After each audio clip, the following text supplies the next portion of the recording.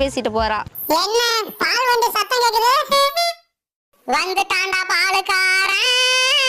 அடடா ஓனரம்மா ஓட போறா, ஊரை விட்டு ஓட போறா. நெல்லு கொடுத்தா முட்டை கொடுப்போம், ஒன்னால முடியாது தம்பி.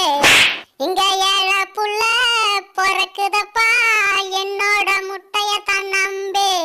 தன்னான தானா தனனா தன்னன தன்னன தானா